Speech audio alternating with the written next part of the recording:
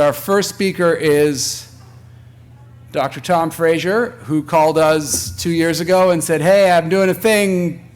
Can you recruit some patients?" And I said, "Sure." And it's turned into an incredible collaboration, as you will hear today. So with no further ado, with apologies to Dr. FRAZIER for the people who will trickle in, but this is recorded. Over to Tom.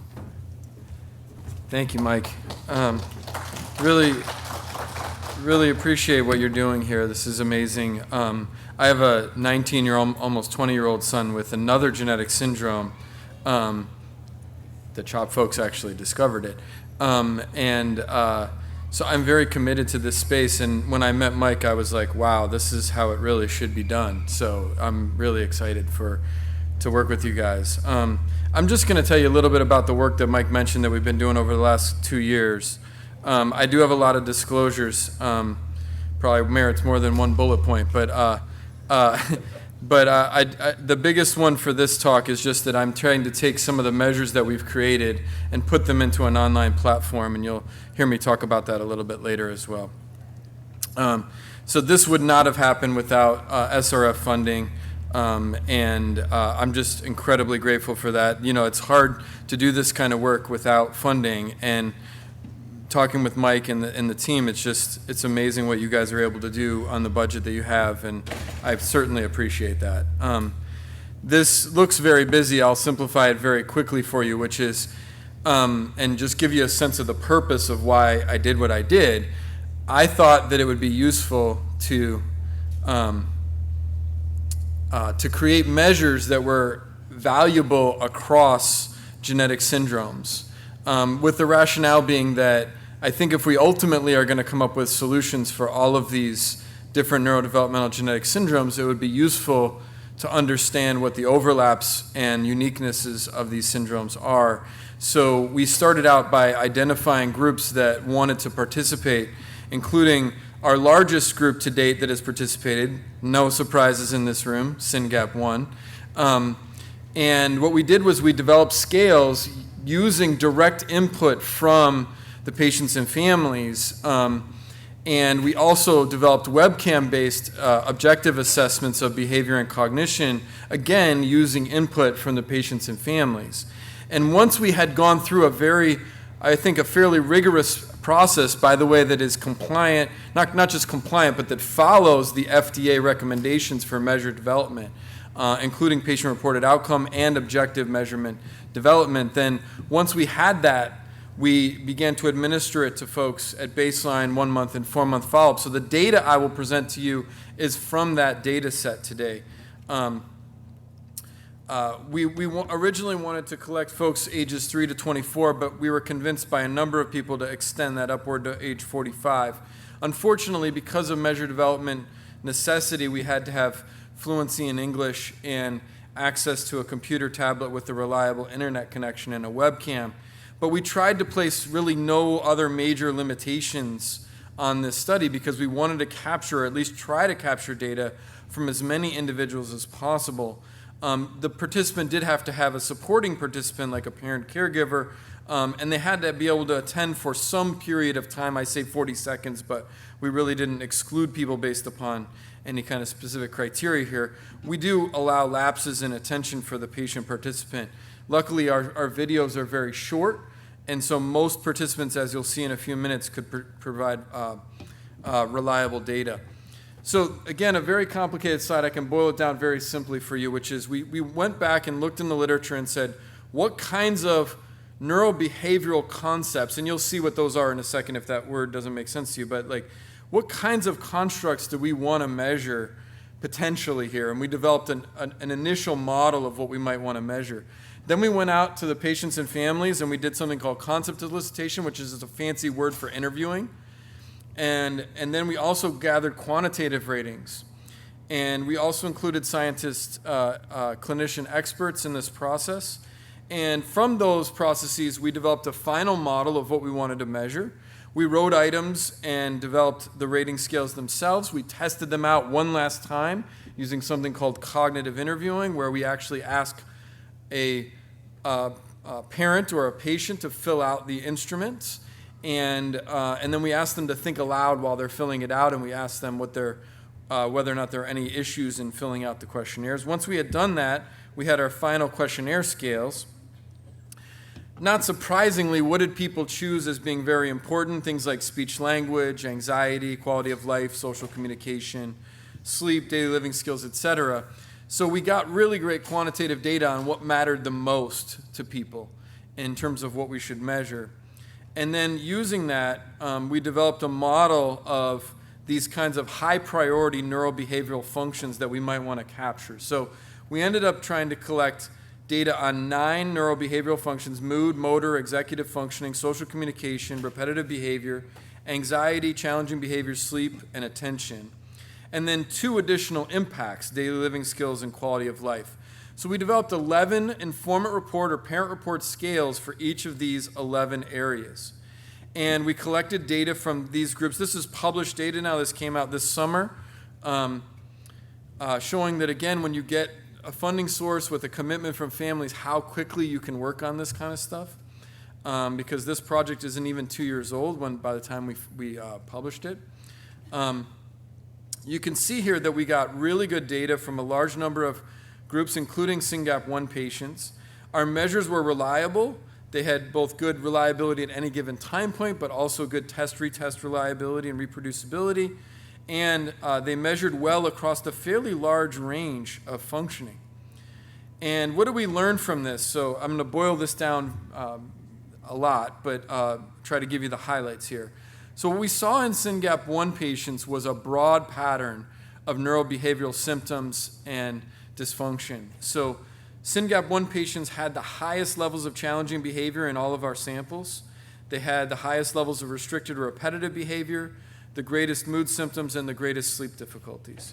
They were also reported by parents and caregivers to have elevated anxiety, ADHD, and sleep problems. They were reported to have the lowest social communication interaction skills, daily living skills, motor skills, and executive functioning skills. They also had the lowest levels of child and family quality of life. Now, part of this could be we recruited so well that we really got a great snapshot, whereas maybe we didn't get as good a snapshot from some of the other groups. But part of this suggests that there is really, truly, and by the way, I should back up a little bit. These are violin plots, and what that means is that you can see the full range of scores. So what you can see is even in SYNGAP1, which is the middle group in each figure in the blue, there's a wide range, there's a large variability in functioning in this group. And so ultimately, you can see that there's a lot of variance, and when I get to sort of the last part of the talk, I'll talk about what that might mean for us clinically especially.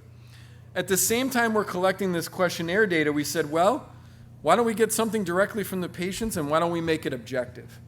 And so we developed 5 paradigms that we collect data on now. We only had 4 paradigms at the time of this data collection, but we now have 5. One of them looks at social attention, or the ability to perceive and attend to social information. The other one looks at receptive vocabulary, so just understanding words. Look at the ball, look at the umbrella, etc. It gets progressively harder. Processing speed looks at how quickly you can find things on a screen. So we say, find all the stars with your eyes as fast as you can. And then single word reading is pretty obvious. Just find the word spoon, find the word adult. They get progressively harder. Our newest paradigm is visual working memory. We show a particular single object or image, and then a few seconds later we ask the person to identify with their eyes the object that they just saw. So ultimately we can score 13 different objective webcam patient performance measures from this, at 12 at the time of our original publication, but we've added visual working memory, as I said. You can see these clustered here into things like general attention, social processes, processing speed, general expressiveness, because when you collect webcam data, you can automatically code facial expressions, and you'll see in a minute that that's relevant. It looks to be relevant for SYNGAP1, and then also other cognitive processes. So again, this is published now. We just published this a couple months ago, and we had 43 SYNGAP1 patients at the time of this publication. Again, our largest genetic syndrome group. And what do you see here? Well, first of all, what I'm really excited about mostly in this very busy slide is the box that shows you the percent valid for individuals with intellectual disability. So for individuals that were reported to have intellectual impairment, we still got very high valid data rates from those individuals. And that's important because if you want to capture a full population, you have to get some good data from almost every participant. So we were excited about that. The other thing we were excited about is you can see the reliability of the measures are generally quite good. There's a few that are less stable. We anticipated that. Some of these things just aren't going to be as stable as other things. But many of them are quite stable over time and therefore are going to be useful to track over time. We can also use some of our social measures to identify autism cases within SYNGAP1 and other neurodevelopmental genetic syndrome groups. So this suggests that this webcam-based approach might be useful for catching individuals with SYNGAP1 who also meet diagnostic criteria for autism spectrum disorder. You can see here that the SYNGAP1 group showed lower overall attention, lower attentional scanning, so they had to scan the screen, higher negative emotion, so I referred back to capturing expressivity. We're seeing higher negative emotional facial expression rates in the SYNGAP1 group, which is very surprising to me. In fact, it's the only expressive difference that we saw in our data set actually was in the SYNGAP1 group. We also see lower social attention and social preference, which I think is consistent with the high rates of autism spectrum disorder in SYNGAP1. We also see high levels of non-social preference, which is looking at things that maybe aren't as socially relevant. So again, consistent with autism spectrum disorder diagnosis. Slower processing speed, and lower receptive vocabulary and reading accuracy, but generally not the lowest that we saw of all the groups. So this was another unique finding that we saw in SYNGAP1 is that, yes, receptive vocabulary and reading were lower, but they weren't the lowest of all the groups. And so there's this sort of relative strength in SYNGAP1 patients around receptive vocabulary and reading. So this is very preliminary. I don't want to overplay this at all. We have a lot more work to do here. But we're seeing very high variability across this SYNGAP patient population, even after we adjust for age and sex. So one of the things that comes to mind for me is that it signals that we need very close screening of potential neurobehavioral challenges in this population, because we can't assume that we have sort of one general SYNGAP profile. It's going to be very different across individuals. And we also need to look for modifiers in future research. So obviously you've heard some great talks today about some of the things we can do to try to make a difference in future functioning in SYNGAP patients, but I think also looking for modifiers might be a valuable thing. It also suggests the substantial need for behavioral supports, again, consistent with the rates of intellectual disability and autism that you see in the population. So what are we doing now? I mentioned we're trying to turn our measures into a commercial grade system that will automatically administer, score, and report for the researcher or the clinician all of the caregiver report or informant report instruments, questionnaires, but it'll also automatically administer the webcam assessments so that we can do this at scale, at home, not in clinic, which I think is going to be a real benefit to future clinical trials because you can capture a lot more data over time and do it with very low burden on the participants. We've already collected national norms for the questionnaire and the webcam measures, so we're going to be very sensitive to developmental deviations from the neurotypical population. And thanks to SRF, we are just beginning, literally this month, a larger SYNGAP1 longitudinal study that will collect data from baseline, 3-month, 6-month, 9-month, 12-month follow-up, and we are recruiting. You'll see my research coordinator's email address at the end. If you're interested, please do contact Katie and participate. So we also want to take a deeper dive into our data. I've just given you the sort of the scratching the surface today, but we definitely want to look more at our data, look at more modifiers potentially of phenotype. And then I'd be remiss if I didn't thank the folks that have participated. This is very much in the participatory research model. So one of the most impressive things about this group is just how eager you are to participate. I wish that was true for all of the other neurodevelopmental genetic syndromes, including my son's own syndrome. So, but you guys are amazing. I think Mike, I think he gets the word out really, really well. And as a researcher, I'm grateful for that. It makes what we do so much easier and more useful in giving back to the patients and families. I do want to thank Dr. Smith-Hicks, Dr. Jimenez-Gomez, and Dr. Kimberly Wiltrow. The whole group at CHOP was fantastic, gave me lots of great insights into how we can improve things in the future. And all of the parents who participated, including our most recent participants that you see on the screen who contributed in our focus groups. So just thank you guys very much for that. And you can see my research coordinator's email on the slides and my email as well.